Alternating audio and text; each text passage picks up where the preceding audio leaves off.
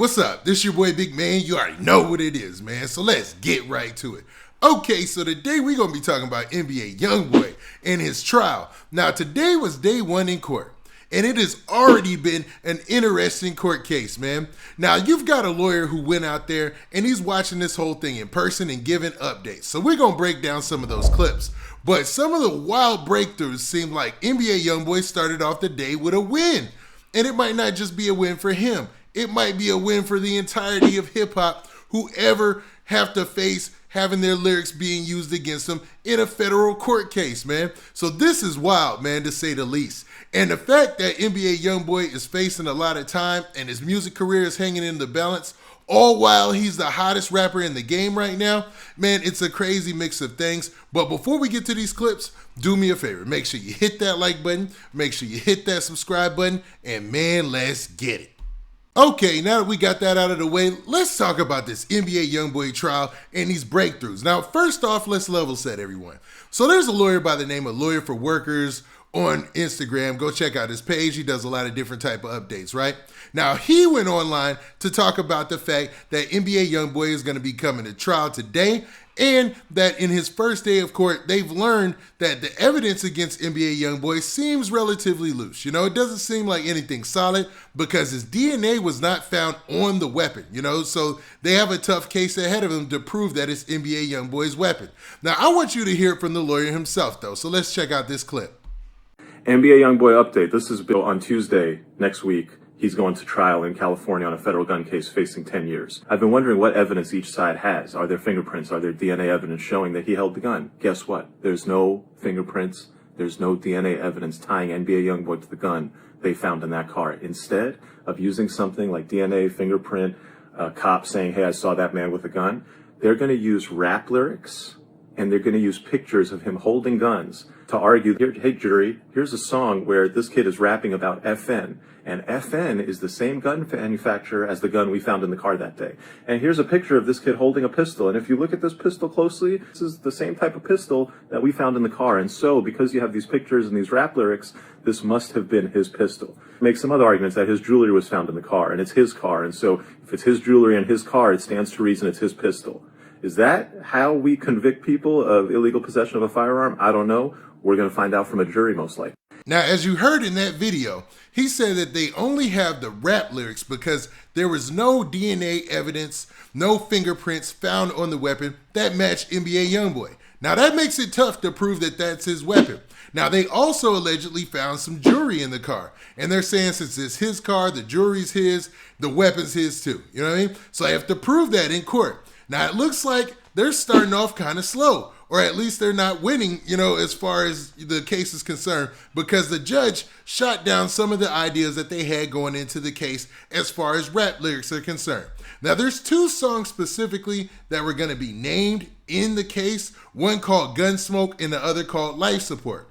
And they were going to use the lyrics in those songs against NBA Youngboy to prove that this was his weapon and that he had it illegally. Why those things match up or how that, you know, matches up with the fact that it's his gun or not, it escapes me because, I mean, just because he made a song about a gun doesn't mean you own a gun. You could make a song about a gun without ever having a gun or owning a gun. You know what I mean? So I don't see where that should be in the court case. Now, let's look at this clip and break down this the first day in court based on what was reported by the same guy, Lawyer for Workers.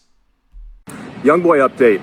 Rap lyrics will not be used against him. The judge is throwing out the rap lyrics, excluding them from evidence at trial. Judge Robert Gary Klausner of the Central District of California. Kudos to you, sir, for recognizing, as you said from the bench, these lyrics have nothing to do with the issues that are in this case. This is a simple gun possession case. Did he or did he not possess the gun? The lyrics from Life Support, Gunsmoke will not be used at trial against him. I expect every rapper who ever has rap lyrics attempted to be used against him to go pull this decision from the Central District of California and rely on it to argue that rap lyrics have no basis in the courtroom.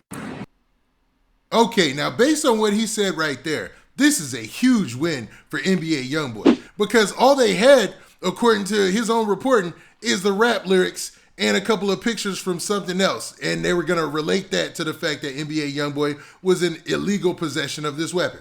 Now, let's be honest. The weapon was in the vehicle, so he still got a fight on his hands. But the back end of the story is this might be a win for rap as a whole because based on what he's saying in that clip, they can pull that from this decision from this court and this judge and use it in future cases. You know what I mean? And this was at the federal level. So that might help some people in the future, man. So regardless of whatnot, man, salute to NBA Youngboy's legal team for that. I'm pretty sure a lot of rappers are going to be saying.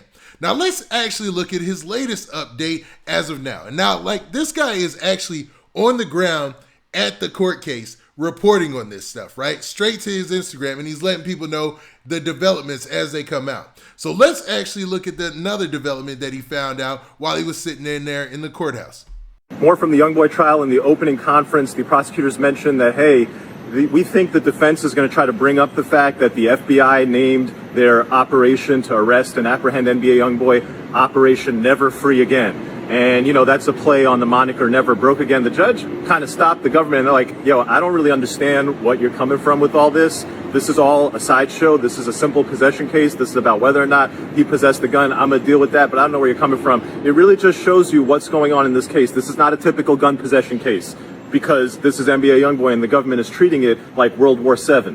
So it's a very interesting window into understanding the dynamics at play when you're at the opening conference of a trial, you bring up a point to the judge, and the judge just kind of scratches his head and goes, what? Okay, so let's talk about that. Now, when this case first started, NBA Youngboy got arrested or whatnot, it came to light that there was an operation called Never Free Again. Kind of a play on NBA Youngboy's other moniker, Never Broke Again. You know what I mean? So they're saying that was brought up in court today when they were doing like their opening statements and all that stuff, right?